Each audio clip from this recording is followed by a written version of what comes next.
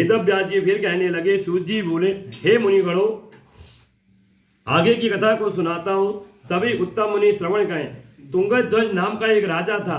अपनी प्रजा के पालन में वह तत्पर रहता था। भगवान श्री सत्यनारायण के प्रसाद को त्यागने से उस राजा को बड़ा दुख प्राप्त हुआ। एक बार क्या हुआ, उस राजा ने वन में जाकर अनेकों प्रकार के पशुओं का वध किया और वध करने के बाद एक वृक्ष के नीचे बैठकर आराम करने लगा। तो उसी जंगल में कहीं कोई वृक्ष का एक वृक्ष होता। उस वृक्ष के नीचे कुछ छोटे छोटे ग्वाल बाल जो हैं भगवान का पूजन कर रहे थे। उस राजा की नजर वहां पहुंच गई, लेकिन राजा ने अभिमान किया। उसने कहा, मैं तो हूं राजा, ये हैं छोटे छोटे ग्वाल बाल, मैं इनकी पूजा में क्यों जाऊं। राजा वहां नहीं गया। ग्वाल बालों ने क्या किया, श्री सत्यनारायण भगवान जी की पूजा संपन्न की और प्रसाद को लेकर राजा के सम्मुख ले आए।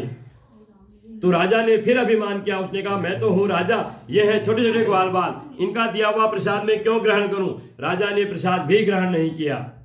ग्वाल बालों ने प्रसाद रख दिया और अपने स्थान वापस चले गए। अब क्या हुआ, इस राजा ने ना तो भगवान को दंडवत प्रणाम किया, ना उनका प्रसाद ग्रहण किया। तो भगवान ने क्या किया, इस राजा के 100 पुत्र थे, उन 100 के 100 पुत्रों को समाप्त कर दिया और जो इसका राज्य था वह भी समाप्त कर दिया। तो तब उस राजा को ज्ञात हुआ। उस राजा ने कहा, इसमें किसी की कोई गलती नहीं है, अगर गलती है तो केवल मेरी है। उसने अपनी गलती को स्वीकार किया और भगवान के आगे दंडवत हो प्रणाम किया और कहने लगा, हे भगवान, मुझसे अपराध हुआ है, आप मेरे अपराध को क्षमा कर दीजिए। मैं कल उन्हीं ग्वाल बालों को इकट्ठा करूंगा, उसी जंगल में जाऊंगा, उसी वृक्ष वृक्ष के नीचे बैठकर विधि विधान से श्री सत्यनारायण भगवान जी का पूजन संपन्न करूंगा। जब उस राजा ने ऐसा संकल्प लिया, रात्रि बीत चुकी, प्रातः काल हुआ। राजा अपने नित्य कर्म से निवृत्त हुए और उन्होंने श्री सत्यनारायण भगवान जी की पूजा की सामग्री एकत्र की और उन्हीं ग्वाल बालों को इकट्ठा किया, उसी जंगल में गया और उसी वृक्ष के नीचे बैठकर विधि विधान से श्री सत्यनारायण भगवान जी का पूजन संपन्न किया। जब उस राजा ने विधि विधान से श्री सत्यनारायण भगवान जी का पूजन संपन्न किया तो उस पूजा को करने से उस राजा को क्या फल प्राप्त हुआ, उस पूजा के प्रभाव से भगवान उसके ऊपर अति प्रसन्न हुए और प्रसन्न होकर भगवान ने क्या किया, जो उसके 100 पुत्र समाप्त हो गए फिर से जीवित कर दिए उनको, और जो उसका राज्य समाप्त हो गया पुनः उसे राज्य भी प्राप्त हो गया। वह राजा जो है धन और पुत्र वाला हो गया और इस जीवन काल में सुख होकर अंत में श्री सत्यनारायण के लोक को चला गया। इस परम दुर्लभ श्री सत्यनारायण भगवान का व्रत जो कोई भी धारण करेगा और फलदायी कथा को भक्ति पूर्वक सुनेगा, उसे श्री सत्यनारायण भगवान की कृपा से धन धान्य की प्राप्ति होगी, दरिद्र व्यक्ति द्रव्य को प्राप्त होगा, बंदी व्यक्ति बंधन से मुक्त हो जाएगा, भयग्रस्त भय से मिट जाएगा। यह निसंदेह सत्य है। व्यक्ति मनवांछित फल भोग कर अंत में सत्य लोक को प्राप्त होगा। इसलिए हे विप्रो, मैंने यह श्री सत्यनारायण भगवान के व्रत की कथा कही। इसी के कारण मनुष्य सभी प्रकार के दुखों से छूट जाता है। कलयुग में सत्यनारायण भगवान की पूजा ही विशेष रूप से फलदायी है। कोई श्री सत्यनारायण को काल कहते हैं, कोई उन्हें ईश्वर कहते हैं, कोई उन्हें सत्यदेव कहते हैं और कोई उन्हें श्री सत्यनारायण भगवान कहते हैं। श्री सत्यनारायण भगवान कहते हैं। कलयुग में सत्य व्रत रूपी सनातन श्री सत्यनारायण भगवान ही होंगे। सभी को मनोवांछित फल देने के लिए भगवान विष्णु ने अपना दूसरा अवतार श्री सत्यनारायण के रूप में धारण किया हुआ है। इसलिए हे मुनीश्वरों, जो कोई मनुष्य विधि विधान से श्री सत्यनारायण भगवान जी का पूजन करेंगे तो भगवान की कृपा से उनके समस्त पाप जो है समाप्त हो जाएंगे। सूत जी फिर बोले, हे मुनीश्वरों, जिन्होंने श्री सत्यनारायण भगवान का व्रत पहले किया, अब उनके बारे में बतलाता हूं, आप लोग ध्यान से सुनिए। महान बुद्धिमान शतानंद ब्राह्मण सुदामा हुए। उन्होंने अपने आप को मोक्ष प्राप्त करने के लिए क्या किया, श्री कृष्ण भगवान जी की आराधना की, तब उन्हें मोक्ष का धाम प्राप्त हुआ। लकड़ी बेचने वाला लकड़हारा भिल्ल गुहराज हुआ। उसने अपने आप को मोक्ष प्राप्त करने के लिए क्या किया, श्री रामचंद्र जी की सेवा की, तब उन्हें मोक्ष का धाम प्राप्त हुआ। राजा उनका मुख महाराजा दशरथ हुए। उन्होंने अपने आप को मोक्ष प्राप्त करने के लिए क्या किया, श्री रंगनाथ जी की पूजा की, तब उन्हें वैकुंठ का धाम प्राप्त हुआ। धार्मिक साधु नामक वैश्य सत्यव्रतधारी मकरध्वज नाम का एक राजा हुआ। उसने अपने आप को मोक्ष प्राप्त करने के लिए क्या किया, अपने पुत्र को अपनी जंगा में रखा और आरे से उसका आधा शरीर काटकर तब अपने आप को मोक्ष प्राप्त किया। राजा तुंगध्वज साहब मनु हुए, जो सभी को वैष्णव पद लगा, भागवत बना, श्री वैकुंठ लोक को गए। बोलो श्री सत्यनारायण भगवान की जय। इति श्री स्कंद पुराणे रेवा खंडे श्री सत्यनारायण प्रथमो पंचमो अध्याय। भजमन नारायण नारायण नारायण श्रीमन नारायण नारायण नारायण लक्ष्मी नारायण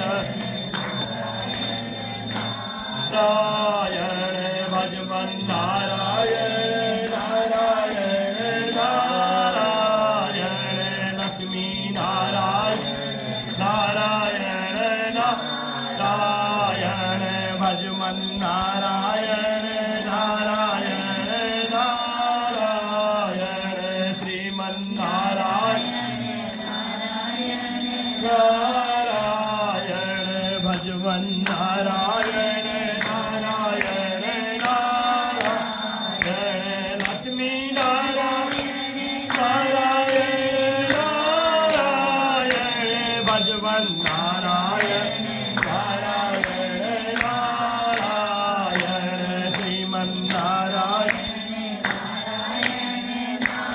नारायण भजमन नारायण नारायण नारायण श्रीमन नारायण नारायण नारायण भजमन नारायण नारायण श्रीमन नारायण नारायण नारायण भजमन नारायण नारायण नारायण लक्ष्मी नारायण नारायण नारायण भजमन नारायण नारायण नारायण श्रीमन नारायण नारायण नारायण भजमन नारायण नारायण श्रीमन नारायण नारायण नारायण भजमन नारायण नारायण नारायण श्रीमन नारायण नारायण नारायण भजमन नारायण नारायण नारायण श्रीमन नारायण नारायण नारायण भजमन नारायण नारायण नारायण श्रीमन नारायण नारायण भजमन नारायण नारायण नारायण श्रीमन नारायण नारायण नारायण भजमन नारायण। बोलो श्री सत्यनारायण भगवान की ओम जय लक्ष्मी राम राम स्वामी जय लक्ष्मी राम राम सत्यनारायण स्वामी सत्यनारायण स्वामी जनपातक हरणम। ओम जय लक्ष्मी राम राम रात जड़ित सिंहासन अद्भुत छविराजे स्वामी अद्भुत छविराजे नारद करतन नारद करतन जन घंटा ध्वनि बाजे।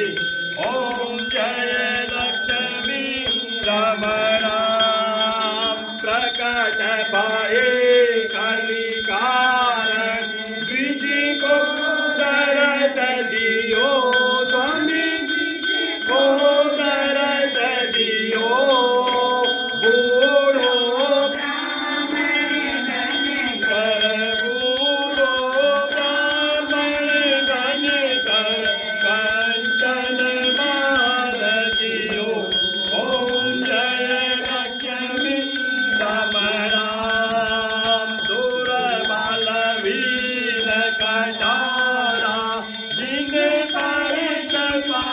करी